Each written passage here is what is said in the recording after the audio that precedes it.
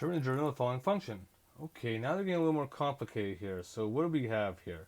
I got a function inside of a function here. So I have g inside of f, and then f is multiplied by h.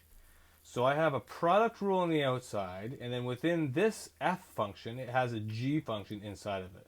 So really, if I wanted to write this down, it would be f of g times h. Okay, that's what it would look like. It would be a function inside of another function, and that whole function here is multiplied by another function. So I'm going to do a product rule on the outside. Well, let's see here. I'm going to do a product rule on the outside, and then when I get to the derivative of this f function, I have to do a chain rule within that one. Okay, so here we go. D by dx. So dy by dx is equal to, okay, it's going to be, we could try it.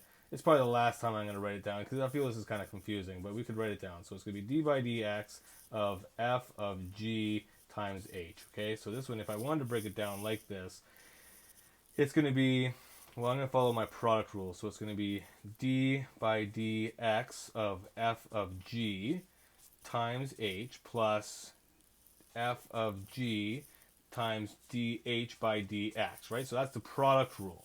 Okay, that's right there. I took a derivative. And now this one has to be expanded by itself. That is expanded by itself into df by dx times dg by dx, okay, times the derivative of the variable itself. So you can see how these things just expand, but they all build on top of each other. And I don't usually write this step at all. After a while, you'll just kind of do it. So here we go. So the derivative of f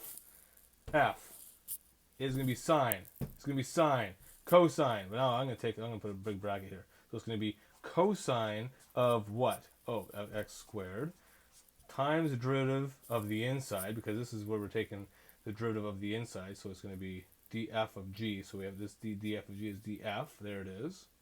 And now dg by dx. Okay, what's the derivative of x squared? Right here. So it's going to be equal to 2x to the power of 1. And then times the derivative of the variable itself, so it would be dx by dx. We're not going to do that here. Okay, done. That's the derivative of f times h, which is cosine of x, plus f of g, which is going to be sine of x squared, times dh by dx. Derivative of cosine is going to be equal to minus sine x. Okay, there it is. So dy by dx is equal to 2x cosine x squared cosine x plus, minus sine x squared sine x. And there it is.